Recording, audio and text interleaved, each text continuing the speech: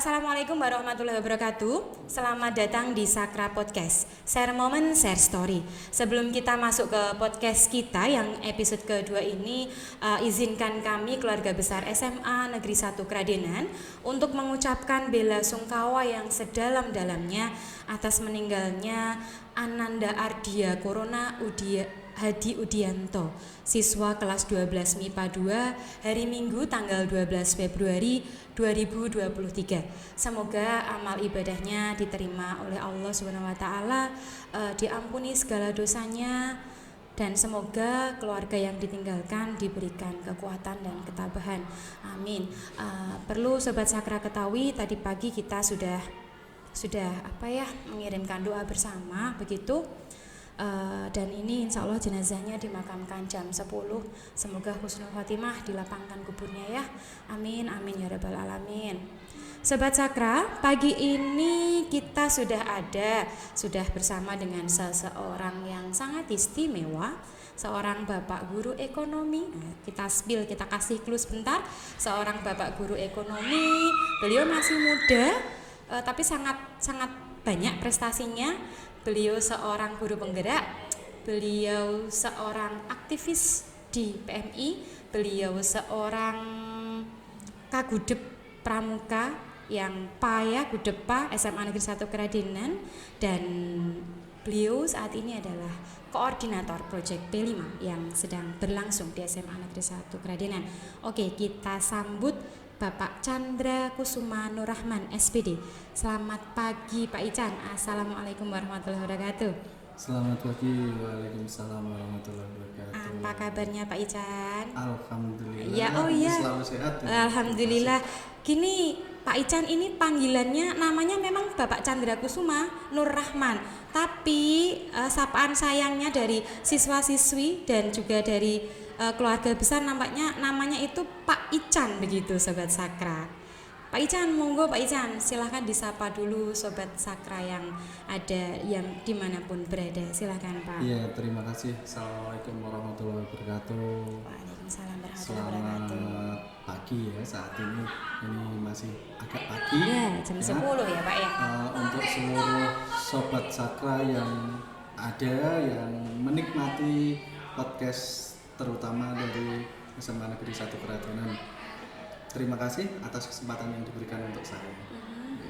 Oke, biar lebih dekat, katanya kalau nggak kenal kan nggak sayang. Mungkin alumnus dari SMA Negeri 1 Kradenan yang dulu-dulu mungkin belum kenal sama Pak Ican. Boleh dong di-spill biografinya, juga karirnya begitu. Silakan Pak. Iya.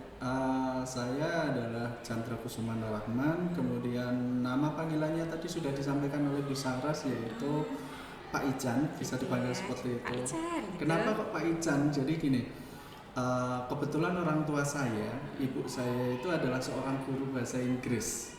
Itu sehingga saya diberikan nama panggilan Ican itu terpisah dari I dan Ken. Oh begitu. Itu adalah doa dari orang tua saya supaya istimewa. Betapa sangat I can. Betul. Jadi mampu ya, apapun itu mampu. Sekali. Oke, keren. Oke. Kemudian saya kelahiran asli Kabupaten Mojokerto, Jawa Timur,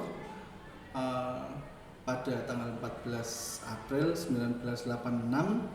Kemudian dari kecil ya, dari pendidikan TK, SD, SMP hingga SMA di Kabupaten Mojokerto. Kemudian untuk perguruan tinggi dari Universitas Negeri Surabaya. Kemudian tahun 2009 mulai berdinas di Kabupaten Grobogan. 2009. Iya. Berarti berapa tahun Pak di Kabupaten Grobogan? Sekitar 14 ya. Iya, ini 2023 ya. Tapi untuk berada di SMA Negeri 1 Kradenan sendiri itu mulai tahun 2013. Karena sebelumnya saya berdinas di SMA Negeri 1 Pulau Kulon. Ya, selama 3,5 tahun. Wah, istri sama anak ditinggal ya Pak ya? Iya, kebetulan seperti itu. LDR ini Pak ya. Long distance relationship. Oke. Lanjut. Ada lagi mungkin Pak untuk biografinya? Apa ya? Oh iya. Untuk saat ini selain sebagai guru, saya juga dipercaya untuk membina pramuka di SMA Negeri 1 Keradenan juga tadi sudah disampaikan saya ya, berada di di awal. PMI ya, itu terutama saya bergabung di tenaga sukarela, kemudian juga sukarela. aktif donor darah juga. Jadi ini mumpung berada di podcast ya, jadi untuk Sobat Sakra semua, donor darah itu punya banyak manfaat ya. Sebagaimana kalau misalkan orang naik motor itu kan, seperti motor itu kan secara kontinu harus ganti oli ya. Nah, manusia itu juga seperti itu. Ada ketika kita donor darah, artinya kita itu sedang mereproduksi darah kita yang baru, di mana darah kita nanti akan bermanfaat bagi sesama juga. Tapi kadang ini ya, mindset mungkin ya orang tua begitu, ketika donor darah, aduh jangan, nanti takutnya gimana-gimana. Mungkin selama ini yang terjadi seperti itu Pak Nggih. Padahal sebenarnya perlu Sobat Sakra ketahui, seperti yang disampaikan oleh Pak Ican tadi, itu tuh kayak oli. Jadi ketika nanti oli itu didonorkan begitu, darahnya didonorkan, otomatis tubuh kita akan secara alami untuk memproduksi itu lagi yang baru, dan otomatis itu malah lebih sehatnya seperti itu Pak ya. Oke. Motivasi apa Pak sebenarnya jenengan kok kayaknya ini aktif sekali ya di Pramuka iya, di PMI iya. Itu apa Pak yang menggerakkan seorang Pak Ican untuk aktif di dunia seperti itu Pak? Yang jelas itu passion ya, setiap atau ketertarikan. Jadi saya yakin bahwa setiap manusia, setiap orang itu kan punya ketertarikan terhadap sesuatu. Betul. Sesuatu bidang. Lah kebetulan dari kecil itu saya memang sudah tertarik dengan dunia yang berbau-bau pendidikan lah. Jadi saat ini saya menjadi guru ekonomi di SMA Negeri 1 Keradenan. Ini juga bagian dari mimpi saya ketika saya masih kecil. Wow, istimewa. Jadi semenjak SMP itu saya sudah bercita-cita untuk menjadi seorang guru ekonomi saat itu. Ya. Kok bisa tercetus guru ekonomi, inspirasi apa Pak dulu? Mungkin ada bu guru ekonomi yang cantik atau mungkin apa begitu? Nah, inspiratornya dari mana itu? Betul, jadi yang namanya kita punya ketertarikan itu pasti ada yang soalnya membuat kita tertarik dengan hal itu. Jadi ketika saya saat itu masih SMP, itu ada seorang guru ekonomi saya, namanya Bu Ambar. Loh, sampai sekarang masih ingat gitu, masih ingat karena beliau itu benar-benar sebuah inspiratif buat saya. Beliau salah satu guru yang menurut saya itu benar-benar powerful. Powerful itu artinya ketika beliau mengajar itu gitu ya. Sangat bermanfaat. Beliau menyampaikan pelajaran itu yang membuat siswa itu menjadi tertarik. Kemudian pelajaran itu tidak terasa membosankan karena kita tahu bahwa di masa dulu dengan sekarang pendidikan itu berbeda. Kalau di masa dulu yang ada itu hanya papan dan kapur tulis. Betul. Sebagian besar guru itu mengajar hanya dengan metode ceramah, kemudian mengerjakan LKS seperti itu. Nah, tetapi beliau mengemas pembelajarannya itu dengan cara yang sangat menyenangkan. Nah, dari situ saya mulai tertarik dengan saya pengen jadi guru ekonomi gitu. Sehingga akhirnya ketika saya lulus SMA, saya mengambil jurusan pendidikan ekonomi di Universitas Negeri Surabaya. Alhamdulillah dan diterima ya Pak ya. Oke. Nah, Sobat Sakra bisa kita petik satu quotes untuk tadi ya bincang-bincang sama Pak Chandra yang baru opening tadi, yaitu tentang passion. Jadi apapun passion yang ada di diri kalian itu kenalilah terlebih dahulu, lalu kejar juga begitu Pak ya. Kita coba gapai passion tersebut dan itu insya Allah akan be the best for us. Jadi menjadi yang terbaik untuk kita, karena tanpa passion memang akan sangat gimana ya, mungkin sedikit membosankan ketika kita tidak bergerak di passion kita, begitu Pak ya. Oke, next kita lanjut lagi kaitannya dengan P5 Pak Ican. Apa sih sebenarnya P5 itu? Mungkin kan anak kelas 11, 12 itu juga kurang pemahaman akan P5 karena kebetulan mereka tidak menjalankan itu semua, begitu. Mungkin bisa dijelaskan Pak Ican, silakan. Iya. Jadi apa sih P5 itu? sebelum kita menginjak ke P5 kita akan berbicara dulu tentang kurikulum yang terbaru. Kurikulum. Ya, jadi kebijakan pemerintah kita saat ini kan sesuai dengan Menteri Pendidikan dan Kebudayaan yang sekarang atau Mas Nadiem Makarim itu disampaikan itu tentang implementasi kurikulum merdeka. Implementasi kurikulum merdeka, oke? Implementasi kurikulum merdeka itu adalah sebuah wacana pembelajaran baru di mana pembelajaran ini itu bersifat student center atau berpusat pada murid. Ya. Murid itu diajarkan, murid itu diajak untuk lebih kreatif dalam pembelajaran. Jadi tidak hanya guru yang memberikan pengetahuan pada murid, tetapi harapannya adalah murid bisa berkembang. Murid akan mengenali apa saja sih yang harus dipelajari oleh mereka untuk kehidupan berikutnya, untuk kehidupan ketika mereka kembali ke dunia kerja, ketika mereka kembali ke dunia masyarakat. Ketika mereka lepas dari bangku sekolah, begitu ya Pak ya, penerapan di skill di kehidupan mereka sehari-hari nantinya, begitu ya Pak. Jadi kurikulum merdeka ini memang tujuannya memang menghebatkan, jadi menghebatkan para pelajar Indonesia. Nah, selain dengan cara menghebatkan pelajar Indonesia dengan cara apa? Ya sesuai dengan kebudayaan kita, yaitu Pancasila yang menjadi dasar kita. Nah, dari situ ada dalam kurikulum merdeka, implementasi kurikulum merdeka itu ada yang namanya salah satu pembelajaran yang dinamakan sebagai Proyek Penguatan Profil Pelajar Pancasila atau disingkat lebih akrabnya P5. Oke guys, so P5 adalah Proyek Penguatan Profil Pelajar Pancasila. Catat ya. Oke. Lalu tadi Pak, untuk P5-nya sendiri yang kita kan ngambil topiknya kearifan lokal nih Pak, atau mungkin sebelum kita masuk ke kearifan lokal, saya sedikit ini menginterupsi Pak Chan ini tadi. Mungkin Pak Chan mau cerita dulu begitu tentang P5-nya sendiri itu apa sebelum masuk ke kearifan lokal. Pak Chan, monggo Pak Chan. Iya, terima kasih. Saya luruskan sedikit ya. Kearifan lokal yang kita ambil itu sebenarnya bukan topik, tapi dia adalah tema. Tema ya, oke. Tema. Jadi proyek penguatan profil pelajar Pancasila ini adalah pembelajaran yang dimana terintegrasi dalam jam belajar sekolah. Terintegrasi dalam jam pelajaran sekolah, oke. Jadi proyek penguatan profil pelajar Pancasila ini dilaksanakan untuk satu tema adalah 3 minggu pembelajaran. 3 minggu. Ya, 3 minggu jam pelajaran di sekolah dilaksanakan. Kemudian nanti itu akan ditentukan ya. Ada beberapa tema yang bisa diambil oleh sekolah dalam pembelajaran proyek tersebut. Gitu.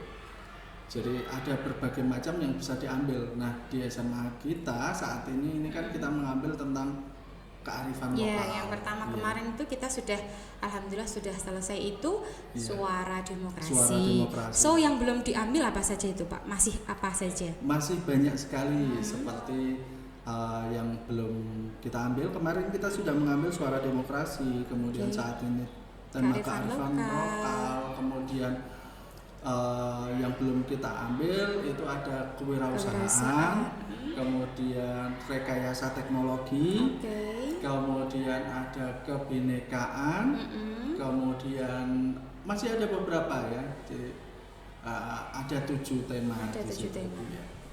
Oke. Lalu tentang kearifan lokal Pak, yang seperti apa ini untuk penerapannya di SMA Negeri 1 Keradenan untuk pelaksanaan P5-nya kearifan lokal tadi? Seperti apa ini Pak? Iya. Jadi pembelajaran proyek itu juga harus direncanakan ya. Sebagaimana pembelajaran biasa, pembelajaran proyek itu juga harus direncanakan bahkan lebih terperinci.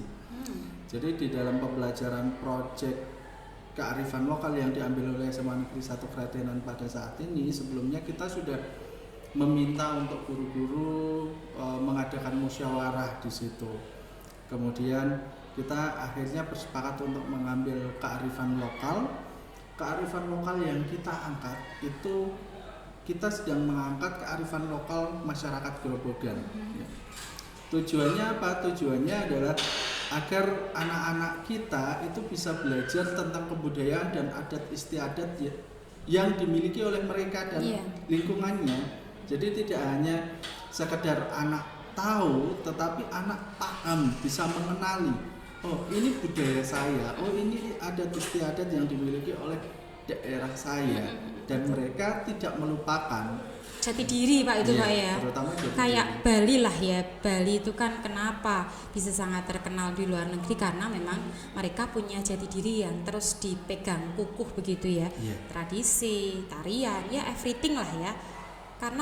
Karena mereka memegang tadi melestarikan budayanya sendiri. Jadi nggak tergerus oleh budaya luar yang masuk begitu saja ya. Betul. Tapi punya karakteristik diri yang teguh begitu. Oke. Terus ini untuk pelaksanaannya gimana Pak? Sudah sesuaikah dengan apa yang sebenarnya ada di di pemahaman yang Bapak sudah dapatkan begitu? Alhamdulillah untuk pembelajaran proyek penguatan profil pelajar Pancasila yang berjalan di SMA Negeri 1 Kradenan, ya kita mulai tahun ini kan menerapkan implementasi kurikulum Merdeka, sehingga kita saat ini baru kegiatan proyek kedua gitu. Kita sedikit banyak sudah mulai memperbaiki diri, hasil evaluasi dari pembelajaran proyek sebelumnya. Kemudian semakin kesini murid-murid pun juga sudah terlihat berbeda daripada pembelajaran proyek yang sebelumnya. Alhamdulillah. Di mana pembelajaran kali ini itu baik murid maupun pendamping dan fasilitator itu sudah mulai memiliki konsep seperti apa pembelajaran proyek yang harus dilakukan. Tujuan dari pembelajaran proyek itu sendiri sudah memiliki gambaran. Oke, alhamdulillah. Oke, untuk profil pelajar Pancasila Pak, bisa mungkin Pak Chandra share ke kami tentang apa sih itu profil pelajar Pancasila dan yang diharapkan oleh kurikulum itu the next-nya, kedepannya itu generasi yang seperti apa sih Pak? Iya, profil pelajar Pancasila harapan dari pemerintah adalah seperti ini. Saat ini kita hidup di negara kesatuan Republik Indonesia. Para pelajarnya itu juga diharapkan memiliki dasar-dasar fondasi dari dasar negara kita, yaitu Pancasila.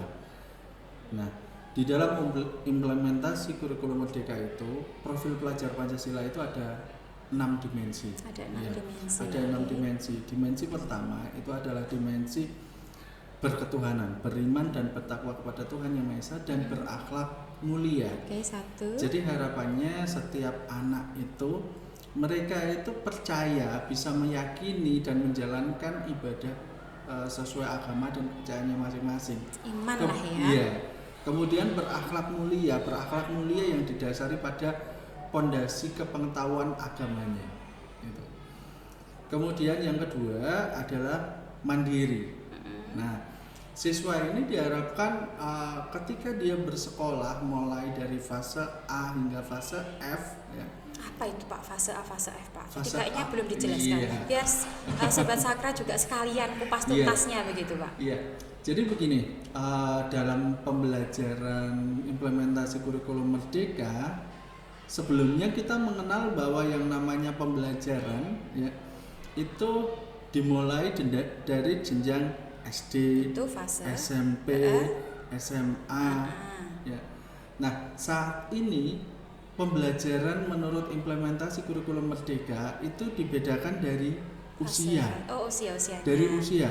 Okay. Sehingga ada fase A. Fase A ini dimulai dari jenjang PAUD TK. Usia gitu. Berapa itu ya? 3, 4. Kalau PAUD itu 3 kayaknya. Iya, sekitar 3-4 tahun. Kemudian hingga SD. SD kelas 3. Oke, gitu. Sekitar 9. Iya. 8 tahun lah 8 tahun ya. Itu seperti itu, dimana pada fase A ini siswa itu bermain sambil belajar. Jadi, iya. siswa itu dikembalikan pada kodratnya ya. Sebagaimana implementasi kurikulum Merdeka ini kan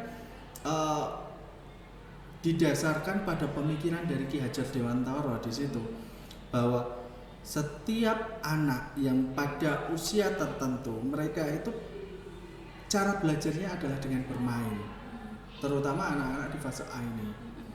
Kemudian berlanjut hingga fase B, C, D, E. Saat ini untuk kelas 10 ini ada di fase E, di mana fase E ini adalah fase antara usia 14 hingga 15 tahun. 14 sampai Iya, 14, 15, 16 tahun lah, sekitar segitu. Ya. Jadi di mana ada kemiripan di sini, ada kemiripan antara siswa SMP kelas 9 dengan siswa SMA kelas 10. Loh. Jadi proses pembelajaran seperti itu. Kemudian berikutnya ada fase yang tertinggi yaitu fase F. usia 17 Ya, sampai 17 sampai 21 kalau tidak salah ya, 20-21 tahun. Jadi di dalam pembelajaran fase masing-masing fase ini, siswa itu diajari ada 6 dimensi yang dibangkitkan di situ ya. Jadi ada tadi yang pertama ya, beriman, kemudian percaya kepada Tuhan, kemudian berakhlak mulia. Nah, kemudian ada kemandirian yang juga. kedua ya. Diajarkan untuk mandiri sesuai dengan caranya masing-masing. Kita kan juga nggak anak SMA terutama itu kan harapannya adalah karena dia dipandang sudah cukup dewasa, ada kemandirian yang muncul di situ, betul. bisa membantu orang tua, kemudian tahu tentang pemenuhan kebutuhannya, ya.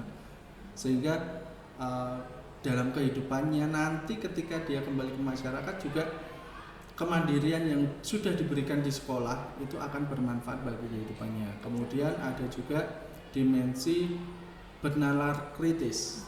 Jadi siswa-siswa sekarang, para pelajar Indonesia sekarang itu diharapkan dia punya kemampuan berpikir ya yang lebih tinggi, yang lebih kritis, efektif, yang tepat lebih, ya, kritis, sehingga tidak sekedar menelan informasi kemudian disampaikan kepada orang lain tanpa dipikirkan terlebih dahulu. Harus ada apa sih manfaat yang dia dapatkan dari informasi tersebut. Itu tadi sudah 1, 2, 3 ya. Bernalar kritis, kemandirian, kemudian berketuhanan, kemudian juga kreatif. Nah, kreatif ini terutama ya. Harapannya adalah siswa yang belajar itu juga muncul kreativitasnya. Ya sebagaimana saat ini Indonesia ini kan yang dibutuhkan adalah orang-orang yang kreatif. Iya, betul sekali. Dulu kan orang ngobrol itu hanya ketemu biasa, kemudian kita nggak tahu loh kalau ternyata di masa depan, di masa-masa kita, masa saya dulu ya, itu ada profesi yang namanya content creator. Bagaimana seperti ini? Dulu nggak ada. Itu juga pengaruh dari adanya corona kemarin, itu memaksa percepatan teknologinya semakin cus begitu Pak ya. Iya. Nah di situ kan butuh kreativitas. Orang-orang yang kreatif lah yang mampu bertahan di situ. Betul. Sedangkan orang-orang yang dalam hal ini kurang kreatif ya, maka tidak mau agak terseret-seret. Betul. Sehingga dengan adanya implementasi kurikulum Merdeka ini, para pelajar Indonesia diharapkan untuk lebih kreatif, kemudian bergotong royong. Ya, jadi siswanya itu paham bahwa ketika dia dalam hidup itu nggak bisa lepas dari gotong royong. Nggak bisa yang namanya hidup sendiri. Betul. Kita harus paham bahwa kita adalah bagian dari masyarakat. Ketika masyarakat membutuhkan kita, ketika kita membutuhkan masyarakat, ada timbal balik di situ. Gotong royong itu sangat dibutuhkan. Itu adalah beberapa dari dimensi belajar Pancasila. Oke. Jadi kalau kita bisa simpulkan sebenarnya output dari yang namanya atau yang ingin diharapkan ya tadi ya, seorang generasi muda yang punya akhlak, yang punya akhlak, yang balik lagi sebenarnya kita tuh punya dasar yang kuat yaitu Pancasila begitu ya. Jadi diharapkan dalam keseharian itu nilai-nilai dari Pancasila itu terus diaplikasikan begitu Pak ya. Oke, next kita lanjut. Apa Pak, menurut Pak Chandra, apa sih keunggulan dari kurikulum Merdeka dan kegiatan Project P5 ini Pak? Keunggulannya apa dibandingkan mungkin kurikulum sebelumnya begitu? Apa Pak? Silakan Pak. Apa keunggulan dari kurikulum Merdeka dan pembelajaran project ini? Tentunya masing-masing kurikulum punya yang namanya kelebihan ya. Kelebihan dari kurikulum Merdeka ini adalah tadi sudah sampaikan di awal tentang student center. Jadi dengan kurikulum Merdeka ini siswa itu lebih punya kebebasan. Lebih punya kebebasan untuk mereka mau belajar dengan cara apa, mereka akan dibimbing dengan cara apa. Sebelum siswa itu memulai pembelajaran itu ada yang namanya asesmen diagnostik. Ya. Apa itu Pak? Asesmen diagnostik ini bisa dikatakan sebagai penilaian awal. Ya. Jadi ketika kita sebagai guru mengajar di kelas itu kan ada berbagai macam siswa, ada beragam siswa ya. Siswa yang tentunya karena ada banyak, ada kemampuan yang berbeda di situ. Keberagaman maksudnya dari bawaannya begitu ya, dari jadi dari fase sebelumnya. Dari fase sebelumnya betul. Dia sudah membawa kemampuan masing-masing. Nah, di situ ada yang namanya asesmen diagnostik. Asesmen itulah yang membantu guru dan siswa dalam proses pembelajaran. Nanti kalau saya bahas malah lebih panjang lagi. Jadi kayaknya sehari nggak bisa habis ini Pak ya. Dari situ kemudian kurikulum Merdeka ini ketika guru sudah tahu murid saya itu ternyata kemampuan belajarnya misalkan audio. Murid saya yang ini kemampuan belajarnya dari visual. Murid saya yang ini kemampuan belajarnya dari kinestetik. Ya. Guru itu bisa memberikan treatment, memberikan pembelajaran sesuai dengan kemampuan anak. Gitu. Kemudian juga itu tadi dilihat dari gaya belajar. Ya, gaya belajarnya. Kemudian ada juga yang namanya sekarang itu pembelajaran berdiferensiasi. Apa itu? Pasti udah pernah. Banyak istilah baru Pak ya. Apa itu Pak? Kalau different itu bahasa Inggris, bahasa Indonesianya sih berbeda-beda begitu. Berbeda. Apakah the same maknanya? Kira-kira apakah sama seperti itu? Iya. Jadi mirip ya. Okay. Yang dimaknakan berbeda di sini adalah sebagaimana tadi kita tahu bahwa murid kita beragam. Dari hasil asesmen diagnostik kita akan tahu kemampuan dan gaya belajar murid. Nah, dari situ kita akan melakukan pembelajaran berdiferensiasi ya. Baik itu diferensiasi produk maupun diferensiasi konten dan juga diferensiasi proses. Wah, gurunya pusing nggak itu Pak? Nah, sebenarnya apakah gurunya pusing atau tidak, kurikulum ini sudah memberikan panduan ya. Sudah memberikan panduan kepada guru. Panduannya apa? Jadi ada yang dinamakan modul ajar ya. Modul ajar. Iya, modul ajar ini memberikan panduan kepada guru bagaimana seorang guru itu menghadapi siswa dengan gaya belajar masing-masing, kemampuannya masing-masing, kemudian guru bisa merancang pembelajaran yang tepat. Ini untuk kurikulum Merdeka itu seperti itu. Jadi siswa pun juga demikian. Siswa itu diharapkan bisa menjadi pembelajar dan guru menjadi teman belajar. Jadi membangkitkan lebih pada kebersamaan untuk sama-sama belajar, menggali pengetahuan. Student center tadi ya Pak ya. Itu untuk kurikulum Kalau Merdeka saat ini. Kalau guru maksudnya begini, kalau seorang siswa hanya melalui proses pembelajarannya hanya melalui istilahnya ditulang begitu ya, hanya diberi gitu, mereka mungkin pastinya proses pembelajaran mereka akan mendapatkan, ya tetap mendapatkan proses belajar, namun persentasenya kecil, begitu kan ya. Tapi kalau mereka memang melakukan proses pembelajaran itu secara mandiri, secara otomatis lebih banyak memang ya proses pembelajaran yang didapatkan, begitu Pak ya. Nah dari itu muncul yang namanya pembelajaran project. Nah pembelajaran project ini bisa dikatakan sebuah kompilasi dari seluruh mata pelajaran yang ada. Oke, lintas ini ya. Ya, jadi setelah murid belajar di sekolah, kemudian di titik tertentu, ya, itu diberikan yang namanya pembelajaran project. Di mana pembelajaran, di fase saat istilahnya ya. Jadi setelah murid melaksanakan pembelajaran biasa, kemudian murid akan melaksanakan yang namanya pembelajaran project. Ini adalah kombinasi dari semua mata pelajaran dipergunakan untuk mempelajari sesuatu yang baru, begitu. Sesuatu yang baru. Iya, sesuatu yang sesuai dengan tema yang ada dalam pembelajaran project. Oke, nah kenapa baru diterapkan sekarang kira-kira Pak? Padahal kan sedangkan tokoh pendidikan kita adalah Ki Hajar Dewantara itu sudah lama tiada, begitu. Kok baru sekarang tercetusnya kurikulum Merdeka? Begitu. Kenapa ya Pak kira-kira? Kenapa kok baru atau sekarang? Sebenarnya tidak dari sekarang sih. Sebelumnya juga kurikulum ini sudah mengacu pada pemikiran dari Ki Hajar Dewantara, ya, sebagaimana Ki Hajar Dewantara atau Suwardi Suryaningrat itu beliau adalah bapak pendidikan di Indonesia. Ruh pendidikan itu sudah ada, gitu.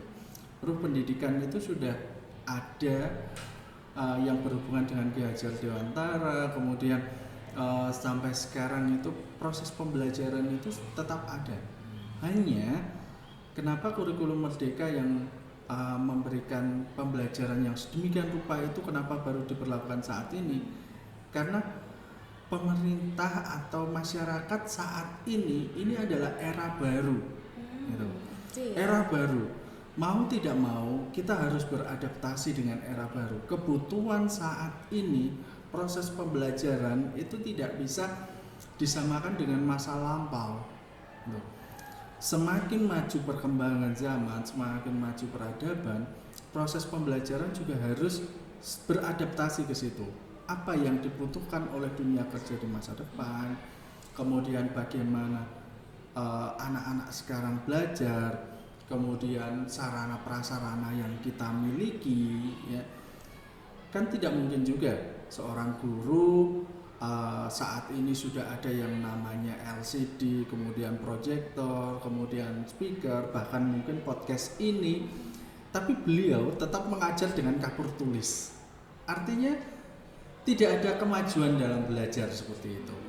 Nah, kurikulum Merdeka itu mengajak pendidikan untuk maju bersama, memenuhi kebutuhan yang ada di masyarakat dengan tanpa melupakan, ya, pemikiran-pemikiran dari Ki Hajar Dewantara. Jadi sebenarnya pemikiran dari Ki Hajar Dewantara itu sudah ada dalam setiap proses pembelajaran, proses pendidikan. Hanya saja saat ini kita mengadaptasi pembelajaran tersebut dengan lebih detail, kemudian lebih terkonsep, kemudian menyesuaikan dengan kemajuan, dengan apa namanya ya, dengan objek yaitu peserta didik, begitu Pak ya.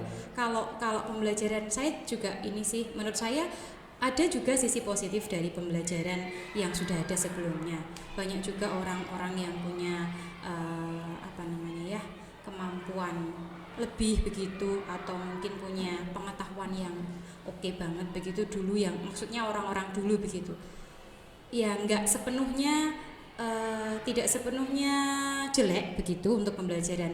Yang dulu itu juga bagus, cuman mungkin yang membedakan adalah objek, yaitu peserta didik tadi Pak ya. Karena eranya sudah move, sudah bergerak, jadi sudah seharusnya juga dunia pendidikan juga ikut membersamai pergerakan daripada si itu peserta tadi didik sedikit ini ya, koreksi Pak. tentang tadi disebutkan bahwa murid itu objek. Nah, saat ini sudah berkembang itu murid itu sudah bukan lagi objek lagi, tapi justru mereka lah subjek dari Jadi pembelajaran. pelaku pembelajarannya tadi malah siswa tersebut. Iya. Guru Jadi, hanya teman belajar. Istilahnya adalah teman belajar. Oke, hanya teman belajar. Jadi yang melakukan proses pembelajaran adalah siswa itu sendiri, baik mereka sadari ataupun tidak mereka sadari, begitu sebenarnya. Ya, memang betul sekali. Allah itu pastikan yang Maha Pencipta kehidupan ini sudah memberikan bakat alam, begitu ya. Sudah memberikan passion tadi. Iya, betul. Iya, tapi kadang ketika anak dituntut untuk harus bisa semuanya, begitu kan ya, akan membuat diri mereka sedikit keteteran, begitu ya. Sepertinya untuk kurikulum Merdeka ini malah bisa lebih menggali lagi ke potensi awal mereka, begitu Pak ya. Iya, lebih. Sehingga pembelajaran sekarang bukan lagi menuntut, tapi menuntun. Oke, menuntun. Oke lah, banyak sekali ilmu yang saya pribadi dapatkan dan Sobat Sakra dapatkan dengan Pak Chandra pagi ini. Kita lanjut lagi Pak. Ini kita tentang gelar karya. Nah, apa sih itu gelar karya? Begitu Pak. Banyak ini anak-anak itu yang nanti gelar karyanya kayak gimana Bu? Nanti kelas yang kelas 11, 12 harus kayak gimana Bu? Nanti ada stand-nya enggak Bu? Kayak gitu tuh banyak sekali mereka yang tanya. Gimana Pak Chan? Baik, gelar karya itu bisa dikatakan sebagai pementasan, pertunjukan, performance, unjuk kemampuan ya. Itu yang dinamakan sebagai gelar karya. Nah, gelar karya apa sih? Karya apa yang akan digelar? Ya. Dalam hal ini gelar karya itu adalah bagian penutup dari pembelajaran project. Nah, siswa setelah mereka belajar dalam pembelajaran project, mempelajari banyak hal sesuai tema yang diambil, ada saatnya siswa itu menunjukkan apa yang sudah mereka dipelajari, apa yang sudah mereka dapatkan, apa yang sesuatu yang bermanfaat dalam kehidupannya, sesuatu yang bisa dibagikan ya bagi teman-temannya yang lain. Jadi kita tahu bahwa yang namanya pembelajaran itu ada keterbatasan. Nah, dengan adanya gelar karya ini, harapannya itu kita bisa sharing, kita bisa berbagi dengan yang lain. Misalkan kelas 10 mereka mempelajari tarian, 10-2 mempelajari makanan. Nah, 10-1 ini bisa menyampaikan kepada 10-2, ini loh tarian, ini seperti ini. Kemudian 10-2 bisa menyampaikan kepada 10-1. Sehingga di situ proses pembelajaran itu akan saling melengkapi satu dengan yang lain. Sebagaimana konsep dari gotong royong dimensi pelajar Pancasila seperti itu. Oke. Lalu refleksi dan harapan Pak Ican untuk pelaksanaan P5 di SMA Negeri 1 Keradenan berikutnya ini seperti apa Pak? Harapan saya semoga pembelajaran proyek penguatan pelajar Pancasila semakin ke depan juga akan semakin baik, kemudian semakin terkonsep, semakin memberikan manfaat bagi murid maupun kemajuan sekolah. Kemudian juga murid yang mengikuti pembelajaran proyek penguatan profil pelajar Pancasila juga semakin mantap, semakin paham apa sih manfaat dari pembelajaran proyek itu yang akan bisa dia pakai dalam kehidupannya kelak. Oke. So, kayaknya sudah cukup lumayan ini waktu kita bincang-bincang ini Pak Ican. Banyak sekali sharing ilmu yang kita dapat hari ini ya. Oke, semoga podcast kita pagi hari ini itu bermanfaat bagi kita semua, terutama yang mungkin masih minim informasi tentang kurikulum Merdeka dan P5. Oke, I think that's all for today. Thanks untuk waktu dan perhatiannya Sobat Sakra, dan terima kasih juga untuk waktunya Pak Ican. Terima kasih sharing ilmunya, sangat bermanfaat. Terima kasih untuk semuanya. See you. Assalamualaikum warahmatullahi wabarakatuh. Waalaikumsalam warahmatullahi wabarakatuh.